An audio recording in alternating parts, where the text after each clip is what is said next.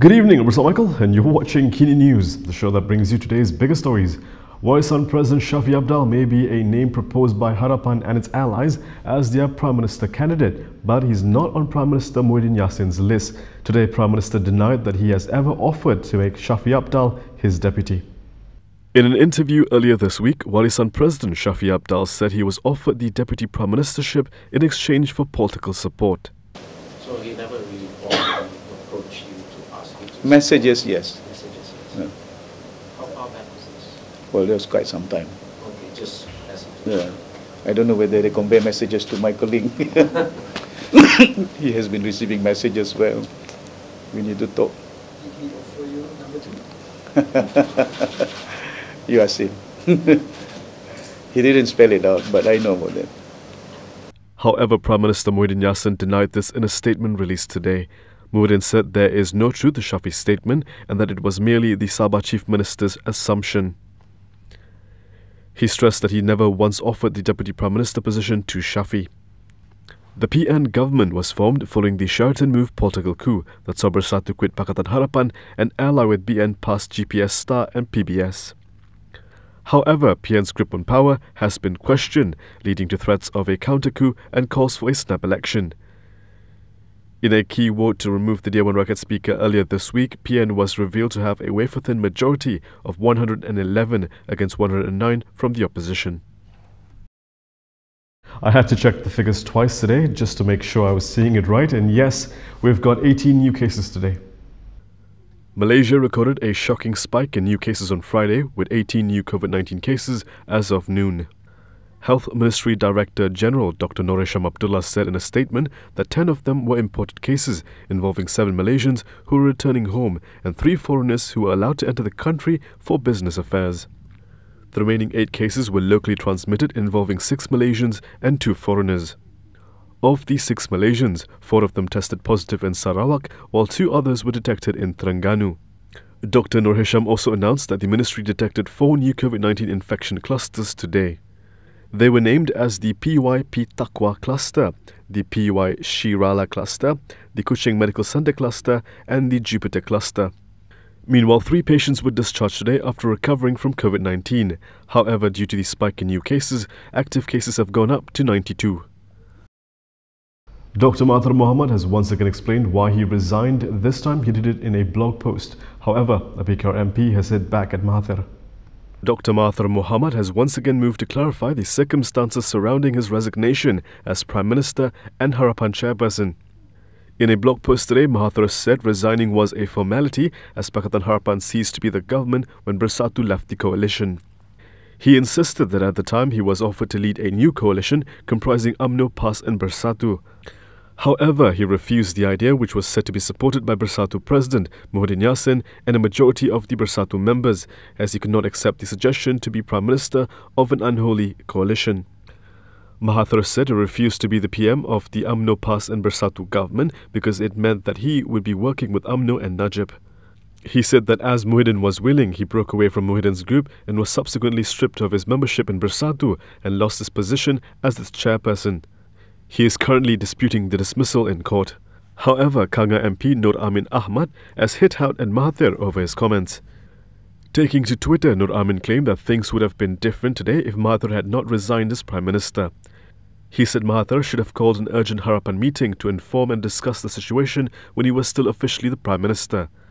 Responding to Nur Amin, Mahathir's former press secretary, ND Shazli Akbar, said Mahathir had discussed the matter with Harapan leaders on the morning of his resignation. ND said the discussion included Mahathir, PKR President Anwar Ibrahim, PKR Advisor Dr. Wan Azizah Wan Ismail, Amanah President Muhammad Sabu and DAP Secretary General Lim Guaneng.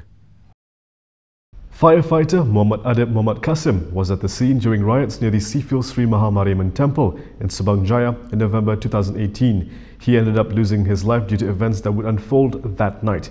And until today, his family's search for justice continues. Late firefighter Muhammad Adib Muhammad Qasim's family has decided to file a civil action against the police over purported negligence in acting to find individuals allegedly responsible for his death. Harian Metro quoted Adib's father, Muhammad Qasim Abdul Hamid, as saying that although his family have accepted Adib's passing, they still mourn his death as justice has yet to be served. Muhammad Qasim said his family was highly disappointed and dissatisfied with the statement made by Inspector General of Police Abdul Hamid Bador. He said, quote, "I felt this was very strange, how the IGP can make a contradictory statement to a coroner's court finding that there were criminal elements to Adib's death."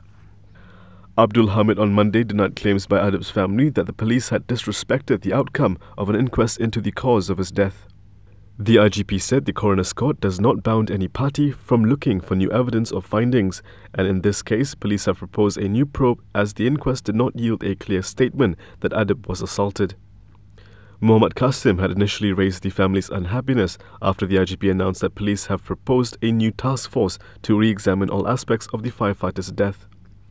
Further, Muhammad Qasim today reportedly said his family still reserved hope that police would identify more witnesses and arrest the individuals who allegedly assaulted Adib to his death. He insisted that there was no need to revisit the inquest proceedings and urged all parties to respect the court's ruling. On September 27th last year, Coroner Rofia Muhammad, in delivering her ruling, had attributed Adib's death to a criminal act perpetrated by 2 or 3 unidentified assailants.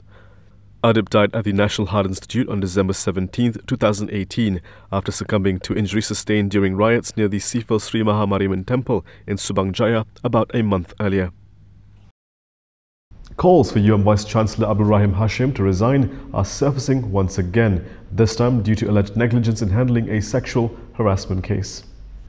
The University Malaya Association of New Youth, or UMANI, has called for the resignation of UM Vice-Chancellor Abdul Rahim. This was over his alleged negligence in handling sexual harassment claims made against a lecturer. UMANI claimed that Abdul Rahim's reported response citing unspecific actions taken against the accused was an attempt to cover up the reported cases of sexual harassment against students. In a statement, UMANI urged Abdul Rahim to resign to make room for organizational reforms in the Integrity Unit and Disciplinary Committee. They said only when the root of the cause is addressed can there be a better change in University Malaya. They said the UM administration had failed to deliver a verdict that will act as a deterrence for future offenders or even stop the perpetrator from seeking revenge. Yesterday, Abdul Rahim revealed that UM had taken action against the lecturer involved but did not reveal details on the punishment, citing privacy concerns. This was after the University Malaya student involved lodged a police report on the 15th of July over the alleged sexual harassment offer by an associate professor. The student, who only wanted to be identified as Ching, urged the police to investigate the case, saying that the university authority had not acted effectively and refused to reveal the outcome of the internal probe. She had lodged a formal complaint against the associate professor with the UM Integrity Unit, a division under Abdul Rahim's jurisdiction, on July 1, 2019. Muhyiddin Yassin is likely to remain as Bersatu's president, but the number 2 post in the party is set to get a new face. Prime Minister Muhyiddin Yassin will remain as the president of Parti Pribumi Bersatu Malaysia because he was the sole candidate of the post in next month's party elections. Meanwhile, Perak Menteri Besar Ahmad Faizal Azumu is set to become the party's deputy president after winning the post uncontested as nominations close. However, the results are still unofficial. Bersatu Election Committee Chairperson Syed Hamid Syed Jafar Alba told Bernama that an official announcement on the matter will only be made once the party divisional elections are over in August. On Thursday, the election committee held the drawing of lots for candidates' numbers at its headquarters for eligible candidates contesting the Supreme Council, Youth Wing and Women's Wing posts. The list of numbers can be accessed by the candidates and party members via the Bersatu Party Election Committee's official website. Speaking to reporters in Ipoh today, Faizal said he is prepared to serve as Bersatu Deputy President. He added that he had offered himself to contest the Deputy President's post with a vision to cooperate and support President Muhyiddin Yassin. Commenting further, Faizal described his new position as a responsibility which must be carried out to the best of his ability.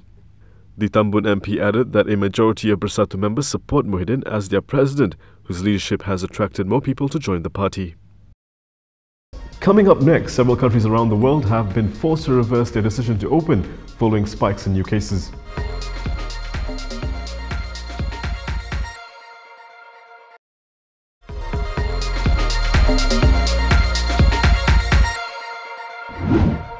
A number of countries around the world have reintroduced restrictions after coronavirus cases spiked following moves to ease lockdowns. Fears of a second wave of infections have forced authorities around the world to impose restrictions in recent days. This comes soon after they eased lockdowns and then saw a spike in new cases. Many parts of Asia, the region first hit by the coronavirus that emerged in central China late last year, have paused the reopening of their economies, some after winning praise for their initial responses to the outbreak. Australia largely avoided the high numbers of cases and casualties seen in other countries with swift and strict measures, but a spike in community-transmitted cases in Victoria State and a rise in new cases in New South Wales has worried the authorities. Australian states tightened borders and restricted pub visits on Tuesday. Australia's second largest city, Melbourne, is in the second week of a 6-week lockdown.